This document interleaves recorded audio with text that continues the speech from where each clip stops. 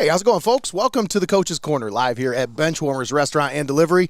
Nate Mullins, he's sitting here chilling with Coach Scott Donaldson of the Heidelberg football student princes. How we doing? Fantastic. Just got out of practice. Excited to be here, man. Oh yeah. Well, I appreciate you joining me, and it's always a good time with you, man. We always appreciate your time because I know you got a busy schedule. You got a lot of stuff going on. This time of year, it's really hard to get you for at least an hour or so. So appreciate your time, man. Oh no, always. So let's talk some Berg football, man. We have not had a chance to really keep our finger on the pulse over there, as we did some streaming for you guys last year, but this year just didn't have the hands on deck to keep it up to the par that we wanted to. And I understand you guys are giving the students a lot more opportunities over there. I'm excited for that. I'm excited to see what you guys look like this Saturday as well, as you got John Carroll coming to town. Let's talk about the first 2 weeks, though. Back on August 31st, long trip over to Hiram. No, 2 hours. Not too bad. Not too bad. Well, that's long for me, but is it? You guys are used to traveling. Well, you know what? Especially when you just get the front seat, I just fall asleep right away, and I'm like transported. Right? You know, go to sleep in Tiffin. It's like a portal. Wake up in Hiram, and said, "Hey, cool, let's get off the bus and play." So, what's the familiarity with there? How did this matchup get set up with Hiram? Actually, me and their head coach have been friends for years. We have a lot of random connections. He played at a rival school when I was in college, and randomly he married my uncle's neighbor's daughter. Okay.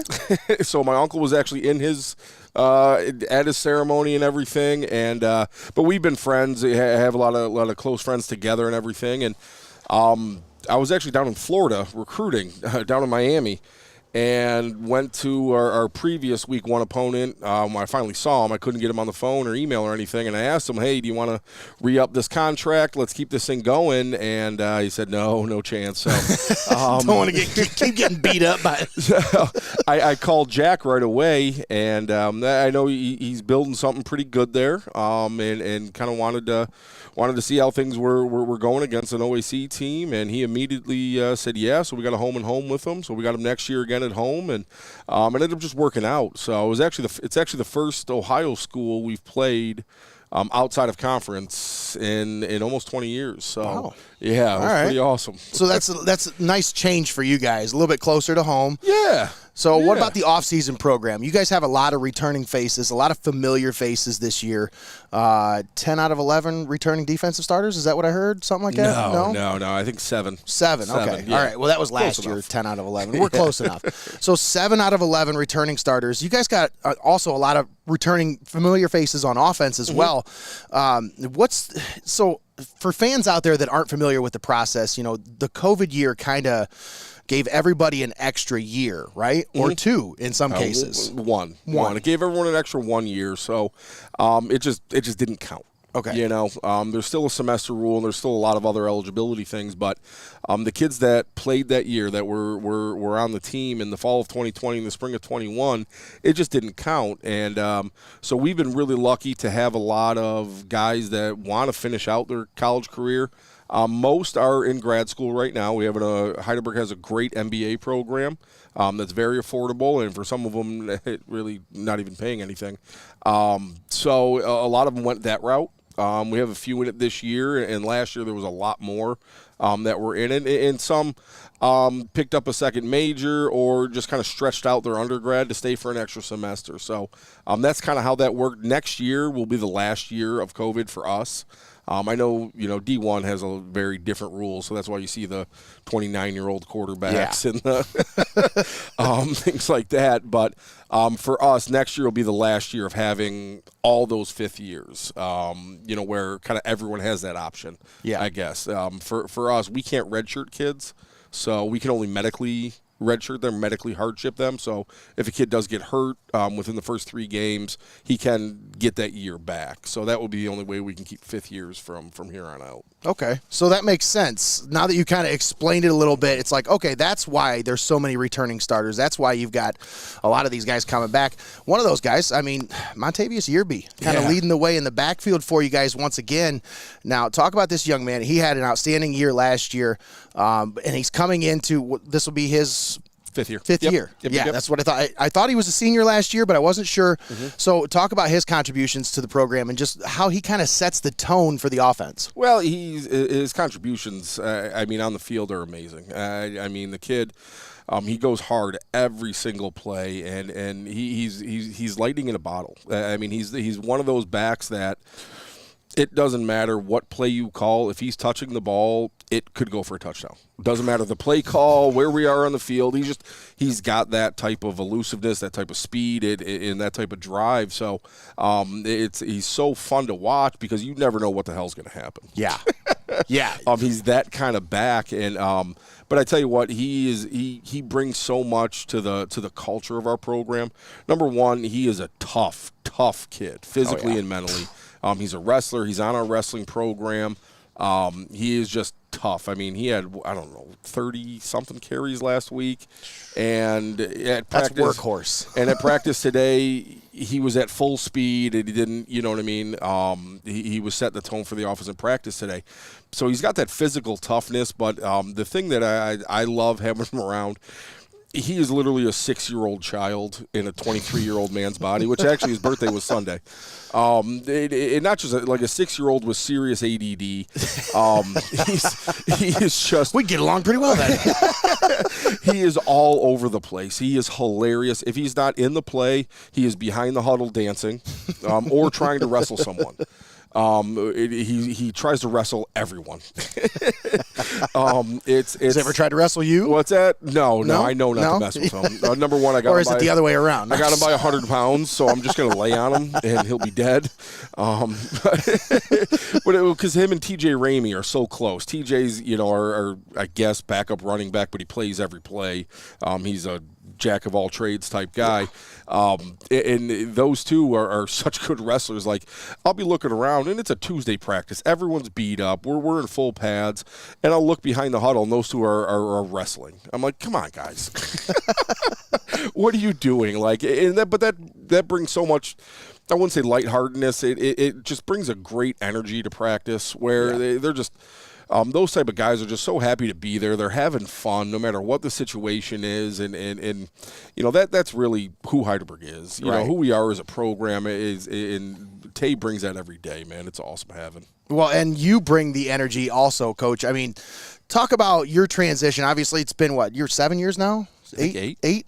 So you've been there 7. This is your 8th year, right? No, I've been there 20. Well, I mean, as a head coach, obviously you've been there for a long time. This is my 8th year as head coach. We can go way back for GA days. Yeah, let's talk about those, huh? But no, this is now your 8th year, and in that time, you have kind of developed this program to be. You're kind of the face, but you have kind of developed into your own image, like what you want it to be during that time. Correct? Yeah. I would. I guess say that, yeah. You inherited it from a strong program already at that point from Mike Hallett. Talk about that transition and just a little bit about, for those that are not familiar, obviously it's been 8 years, but talk about that transition and just how you've kind of grown into this role. Yeah, well, obviously Mike Hallett turn this program around. I mean, I was here before Coach Hallett, and my first 3 years at Heidelberg were 0-30 and going through that. And then transitioned to when Mike came in, and lucky enough he kept me. I don't know why he kept me to this day. I was horrible. Oh, my God. I had hair, though, which was nice. But it was, I was not a good coach. But really kept me, showed me the ropes, and what he did with his program was nothing short of a miracle, and I inherited that. And obviously, me and Mike are extremely different people. We're different personalities. We handle situations very differently. But I think it was a seamless transition because our philosophies are very similar. Yeah. Okay. We are here for the athletes. We are here for their development. We are here for the young men that play for us to make sure they graduate and become great men. We just get to use football to do it. So I think it was a seamless transition because of that. Yeah. But yeah, but there's been no drop off, Coach. I mean, for those people that were out there thinking, all right, well, they're good because he inherited a good team from Mike Hallett. It's been 8 years now. This dude's a good coach. He's built a good program, and it's just kind of been this steady ship, and you've built this reputation with Heidelberg football that now it's one of the preeminent programs in the area for college football. Yeah, I hope so. I appreciate that. Thank you. I kind of have appreciated all the work that you've put into that program, and just seeing it the way you've kind of taken that and ran with it, as opposed to just kind of taking it and saying, "Oh, look at this is nice." You just said, "Nope, this is mine. Let's go." Well, and what really helped me, especially my first couple of years as head coach, I didn't know what the hell I was doing. Yeah. I'll be very honest with you. Yeah. I was 34, and I could have been 54. It wouldn't have changed. Those first couple of years when you're the head coach, you're responsible for those kids, that staff, and that entire program.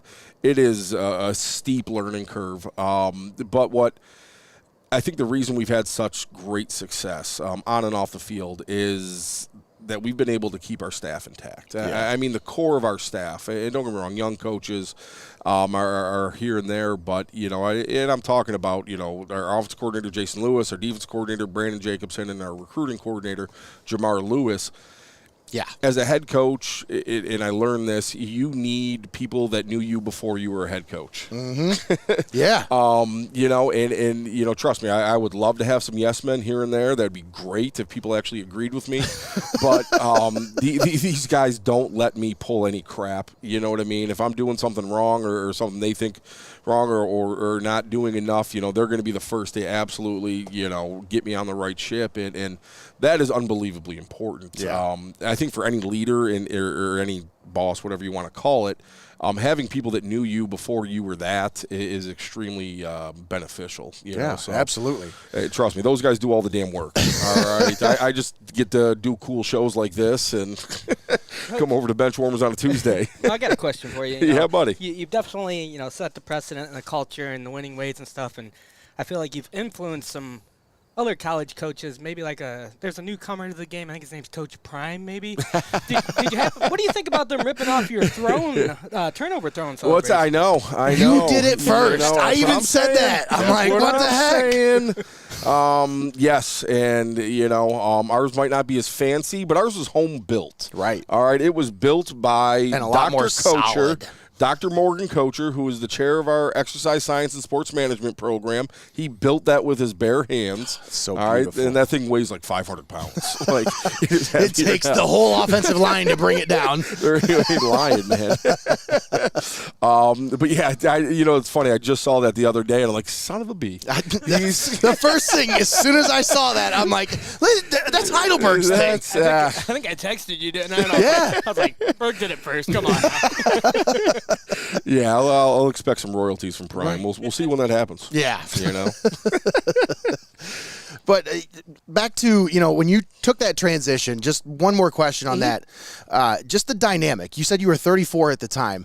What is the dynamic like in that situation when you're taking the lead of a team and you're now in charge of young men who aren't really that much younger than you? I mean, you're talking, it was not much of an age gap between you and some of the seniors on that team. Am I right? Yeah, I mean, we had some old guys, there's no doubt. Well, I mean, D3 football, you're going to have a few. The funny thing is that wasn't that bad. I tell you, that transition is tougher when you're a GA. Yeah. When that age gap is nil. Yeah. When you're 23, 24, coaching 22 and 23-year-olds, that is a very difficult transition, and I understand that our GAs always struggle with it. I struggled with it mightily. I think it more became it was a tougher, I guess, transition, more dealing with the coaches. Yeah. All right. When all of a sudden you're responsible for these coaches' livelihood at the end of the day, but you go from, hey, I have an idea, to now everybody has the ideas, bringing them to you. Yeah. And you go to having to make that final damn call. Exactly. So that was more of the transition, kind of dealing with, I wouldn't say egos, but, making sure everyone feels a part of the program. Everyone feels their input is beneficial and important, because it is. And having to do that with a staff of 10 guys is that was really difficult for me, and that took a lot. I'm still always struggling with that part. But the players the players we had back then obviously knew me. Even the offensive guys. I was a defensive coordinator, so the offensive guys, they still knew me. And Coach Hallett did a great job of really the last few years he was there, really helping me learn from a head coach perspective, giving me responsibilities to where I was ready for a lot of the situations that were going to come up. Not every situation, no one is, but he really did a great job teaching me. I guess I was kind of his apprentice the last couple of years there, and so that transition wasn't that bad with the players. That was actually easier. I'm good dealing with kids. Nice. You know, yeah. adults. Oh, yeah. Yeah, that's a whole nother ballgame. Whole nother ballgame, bud. So, all right, you had Hiram week 1. Mm-hmm. Bendo Bowl last week. Let's talk about it. So, what goes into this game from a preparation standpoint? Obviously, ONU's a familiar opponent for you guys, but from your standpoint, obviously you had some familiarities with Coach Bendevic. Bendekovic. Me and Jason was one of my best friends. Yeah. So, talk about just what this game means to you and to the Heidelberg program. Yeah, it's. I mean, number one, just because the Bendo name is attached to it, that brings so much pride. And luckily, we have a staff that, like I said, is either were recruited by Bendo, coached by Bendo, or coached with Bendo. You know, there's still 4 of us that knew Jason so well in a close personal relationship. I didn't know Ronnie, who was at Ohio Northern, as well. I knew him, through other people, and we hung out a couple of times. But Jason was such an amazing influence on this program and on me specifically. So that brings so much pride to it. I mean, so much heart and love for it. And it's a shame the players don't know either of the Bendekovics, but I was so happy to see their brother, their sister, and would have been Jason and Ronnie's nephew, who's a junior in high school, there for the coin toss. They come back to our golf outing, the Bendekovic Memorial, the football golf outing, which is a blast. That's a different It's always a blast. But, in having that, it makes the game special before you bring in everything else. The fact that we're the only 2 Northwest Ohio schools in the OAC, every sport, it's a rivalry, football especially. So it's a healthy, I'll put in quotation marks, rivalry. I mean, it's a real rivalry. Our players don't like their players do not like our players. For whatever reason, I'm sure if they hung out and, had a beverage, they'd be fine together. But just the fact that they're polar bears, we're student princes, it's automatic, The funny thing is Dean Paul, their head coach, really does a great job. I've known him, he was head coach at Ohio Northern when I first came into Heidelberg 20 years ago. And I respect the hell out of him and his staff. But yeah, it's a real rivalry. It's the 419 King Bowl and the Bendo Bowl, man. That's serious. The real deal. Yeah, it's serious. So that game, it was very important. Not just for a season or for a program, but just for everyone at Heidelberg. Yeah, absolutely. And there's always a little bit extra that goes into that one, I feel like. Oh, God, yeah. You know what I mean? Oh, yeah. It's just, it not just from a preparation standpoint, obviously, but like just from when you get there, when you take the field, when you even just going into the press box for a game like that, you feel it. It's different. Oh, that's a completely different atmosphere. There's no doubt. And I tell you what, of any game, the worst time for a coach is those 2 hours before the game. I hate warm-ups. You have no idea how much I hate freaking warm-ups. I really wish we could just do a 10-minute stretch, show up a half hour before the game, do a 10-minute stretch, and go. Hey, you rock the jumpsuit, though, man. You got the whole look going, the all black with the black hat, the shades. Roll, that's how we got it down. I need some chains. Lots of drip. I need some prime. I need some prime I'm chains. Well, he stole the throne idea. Maybe I can steal. Maybe he can give me some chains. We'll see. Get you a Doug Dimmadome hat. Yeah, sure as hell. I can't afford nothing. You need the hat and glasses. I'm sure that chain he wears is about 6 of my yearly salaries. But that Ohio Northern game, man. For some reason, and I was telling my wife this after the game, and I'll admit it now, I was a ball of nerves. I don't know why. I just, for some reason, this past week, I have 100% faith in our players and our coaches and our program, and I knew we were going to go out there and do what we did, but for some God, I was almost at the verge of throwing up before the game. I don't know what the heck it was. It could have been all the Swedish fish I ate on the bus. But one way or the other, it was. But the second the kickoff happens, it's game mode and everything. The nerves and everything go out the window. But warm-ups suck. Yeah. They suck. So now, from now on, instead of saying butterflies in my stomach, I'm gonna say I got some Swedish fish swimming around in my belly. They're so good. They're so They good. You know what I do need. You to don't know when find? to stop, though. That's the problem. Never. So when is the stopping point with Swedish fish? Is it like When half you the run bag out. or the entire bag? When you run out. It's like Pringles. Have you ever opened a can of Pringles and not eaten the whole dang tube? No. No. It's the same thing with Swedish fish for me. I that's why I can't buy the family size bags because By the end of it, you're eating your fingers like, what the? there's no doubt, man. What I need, if I was talking about this the other day, I need to find a inflatable Swedish fish Halloween costume. So We're gonna have to get on that. Anybody you out know there? what I mean? Anybody got? Come on, throw it in. because that's Toss it in the comments. I mean, that's just that's been my family food. I'm Swedish. All right, my mom's an Edholm, and that's what we're gonna need. Yeah, We're gonna need it. I like it. He said, I'm Swedish. My mom, I thought he was going to say, my mom's a fish. I was like, get out of here. No. That was my dad with Miller Lite. Mill. Excuse me, but it's a different story for my therapist. All right. Oh, this is good. So let's talk about this week. You got John Carroll, and this is the first home game, right? Yeah, first home game. Man. Finally, I mean, Finally. started the week. She started the season like 3 weeks ago, 4 weeks ago, right? It's oh man, having that week 2 bye is tough. It was good. Yeah. Don't get me wrong. But having that week 2 bye is tough. But yeah, we're finally at the Castle. Yep.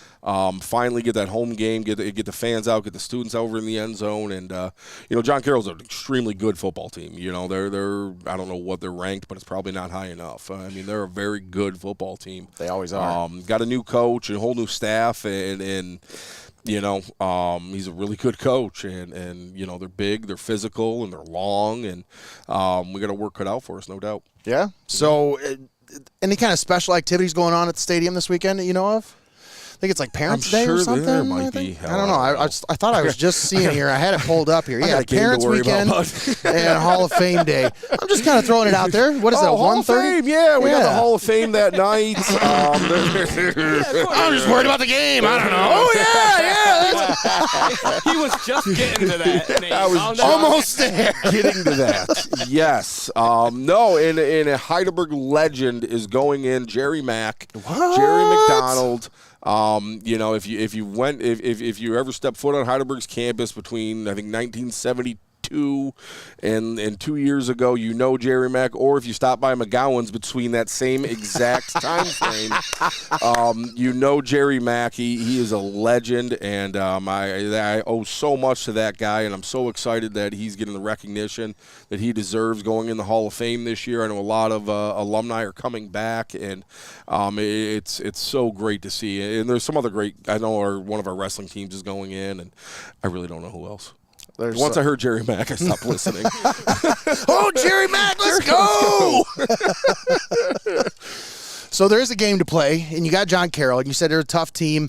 Obviously, you don't want to give away too much, but it's a 1:30 kickoff. What goes into some of these day games? You got a little bit of extra time to prepare in the morning, or what time do you get out there? We start warm-ups about an hour before. Okay. Obviously we have a lot of recruits on campus. We'll do that stuff in the morning, and we really don't do much with the guys on game day. We don't meet or anything like that. Listen, by Thursday after practice, we're done. Yeah. The hay's in the barn. Everything is. Yep. If the kids That's don't a good know way to put it. If the kids don't know what they're doing by Saturday morning, we're screwed anyway. So it's wake up, get some food in your system, get ready to go, and let's roll. So you got 3 out of the next 4 at home. Are they? Cool. I just looked. Nice. You got John Carroll this week. You're going on the road to Muskie the week after. That's a long trip. Ugh. And then you got Mount and Otterbein at home the following 2 weeks. Oh, cool. So, Cool. Interesting little stretch of games here. What's your thoughts on obviously Muskie's always a tough game, but you got John Carroll, and then you got Mount Union 2 weeks from now. Yeah. Is there any kind of game planning ahead of time, or are you just going one game at a time? You have to. You can't. Yeah? You can't look ahead. Okay. Because the second you as a coach look ahead, the players do. And there you go. And you don't want to put that out there, not on film. No. So there is none of that. Even during bye week, people talk about, well, you had 2 weeks to prepare for Ohio Northern. We didn't, though, because, when you're on your bye weeks, you want to focus on getting back to fundamentals, okay? Tackling and pursuit and catching the ball and blocking scheme. So we didn't do any of that. You got a week, you got enough time. You get three real practices and a couple of walkthroughs to physically and mentally get ready for a team. That's enough time to get ready for a team, and there will be no looking ahead. It doesn't matter who we play, because listen, this is the OAC. Right. It legitimately does not matter who you play. If you don't play well, you lose. Absolutely right. Absolutely. They could be 10-0 or 0-10. It doesn't matter. Yeah, that's the thing. Is like you can think about records, but you pretty much got to toss them out the window whenever two teams from the OAC come together. It's exactly. like they know there's so much familiarity within this conference. Everybody knows each other.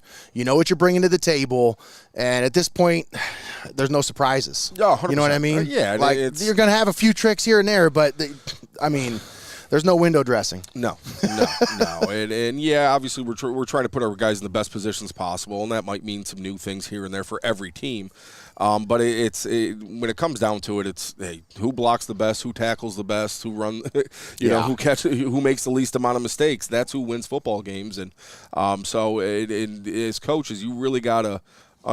I think understand, and this is something that I learned, as a coordinator. You could have the best defense design in the world. If you guys don't know how to tackle, you're not going to win.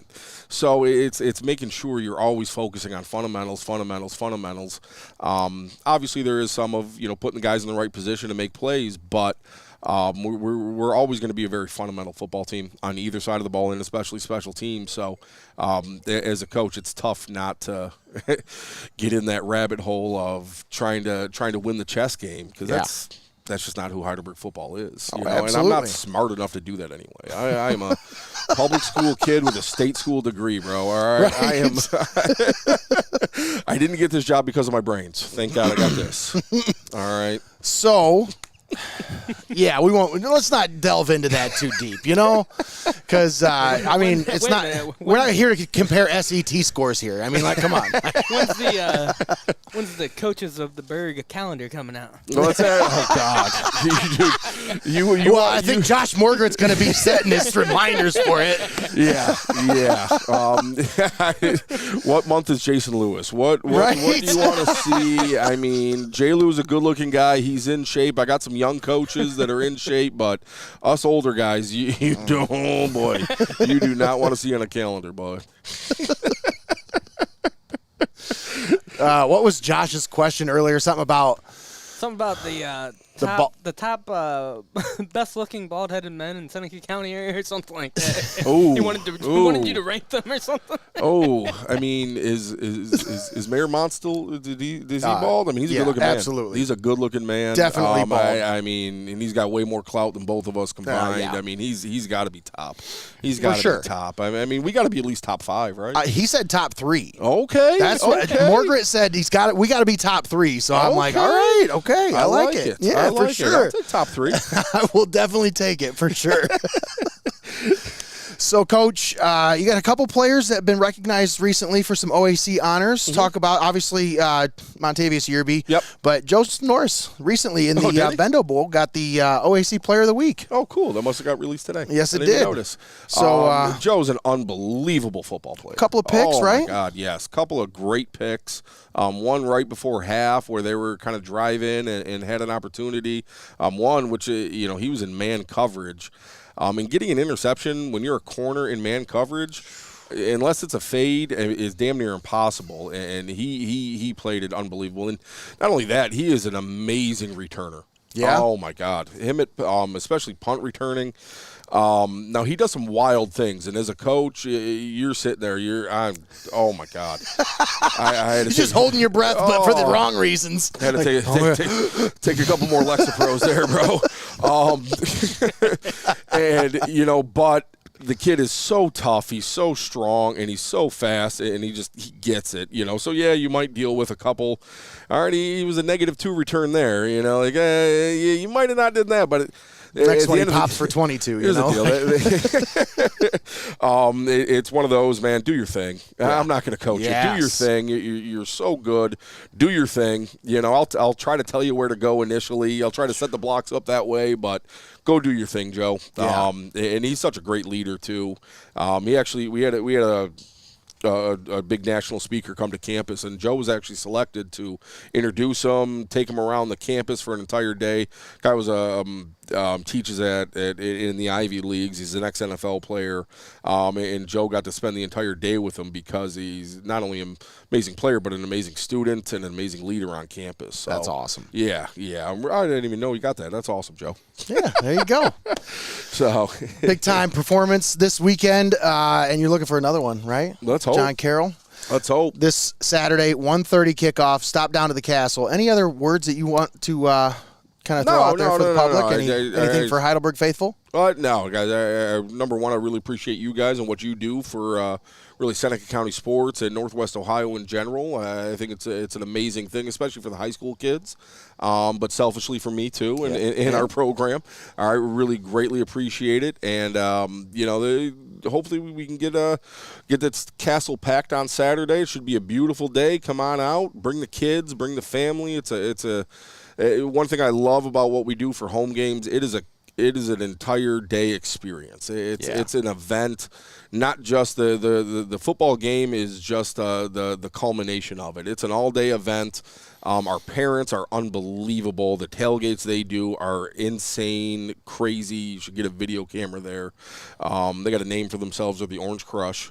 Well, that's why there's a whole weekend dedicated to them this weekend, I guess. Yes. And it's on Hall of Fame weekend, so they know how to party. They do. That's why I always drive by the T-Bridge, and it's like packed in that parking lot, man. Well, they start on Fridays now. They bring their RVs and campers down, and they camp on Friday afternoon. It's awesome. Well, it's Jill Turek leading the way. Jill and Craig down there the whole time. I'll tell you what, with that nice prize or present you brought me here, this hat, I might be able to just sneak into the crowd. Let me see one of those. Toss that over here. Let's get a little camera time for these babies. This was a beautiful present here. We'll be selling Coach on Donaldson. game day also. Yes, absolutely. Selling these on game day, but a nice present from Coach Donaldson here for Greggy and I think he even brought one for Tommy. What do you know? Yep, yes, sir. He's an Heidelberg alum, though, so, I mean, obviously he's got to have one. Obviously. But no, come out to the game.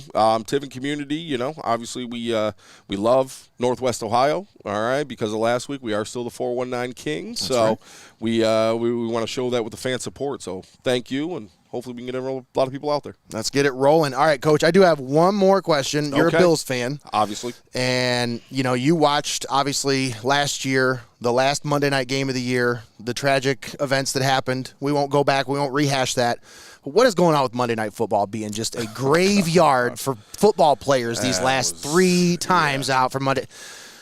Last night. That was ugly. I mean, and I still am grieving as a Browns fan. Prayers up to Chubb, to Nick Chubb. Yeah, to Nick Chubb. A gruesome injury. Yeah. Oh, man, that's just what's going on, man. I mean, first they wanted to blame it on the turf after Old Man Rogers went down, but last night that was natural grass. That was natural grass.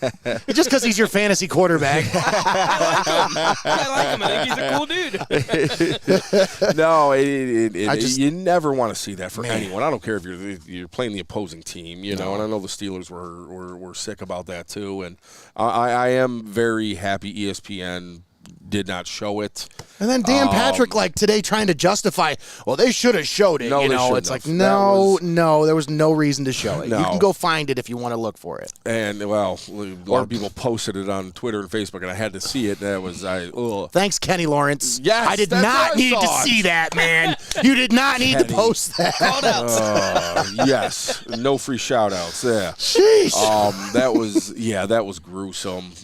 Prayers up to him. I hope he can get healthy and get back, and but that was ugly. Yeah, hard to see, hard to watch, but I mean, you're a Bills fan. Let's get after it this week. Hopefully, what are you guys 1-1 now? 1-1. So we're 1-1. Browns 1-1. Bills 1-1 on the same track right Let's now. go. Let's hopefully, go. AFC Championship, Bills Browns. Wouldn't Let's that be go. something? Wouldn't that be That'd be something? awesome. That'd be fun. Both cities would burn down. Well, see, they get along pretty well, though. I think both cities are very similar I'm just to each saying, other. on the so. tailgates or celebrations, whatever city it's in is going to burn. It would Yeah. be too much party, man. Too It much really party. would. Way too much party. Buffalo's like, we'll bring the tables. Cleveland's like, we got the chairs. That'd be awesome. All right, Coach. That's all I got for Appreciate you you, bro. today, man. Appreciate you, as always.